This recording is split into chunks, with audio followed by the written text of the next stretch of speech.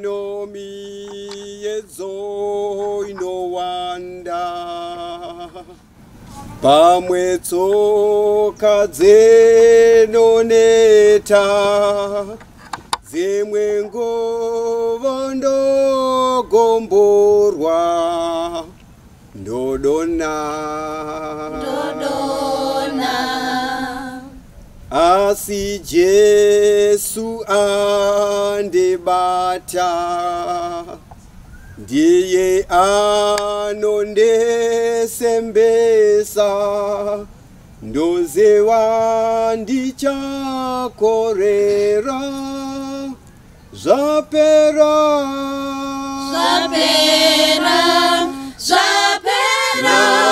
upenyu waguma apa mitoro yoturwa tomira pagomo iro kumsoro denga totarisa guta dzvene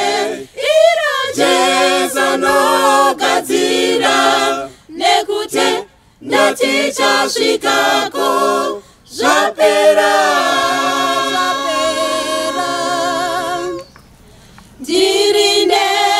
ngandikwanisi asi ndoziva aneni ndiye anondisimbisa ndochema ramba wakatsungirira ndiwo mazwi ondiudza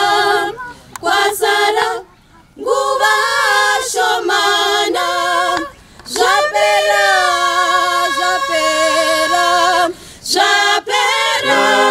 upenyu waguma apo mitoro yoturwa tomira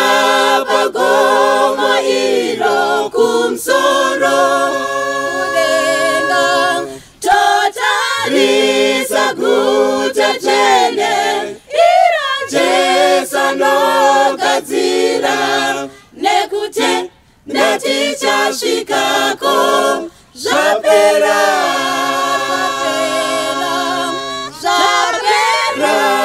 upenyu waguma apa mitoro yoturwa tomira pagomo iro kumsoro kudenga totarisa guta dzvene iro Jesu nogadzira nekute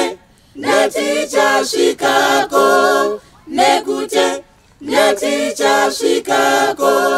nekute ndatichasvikako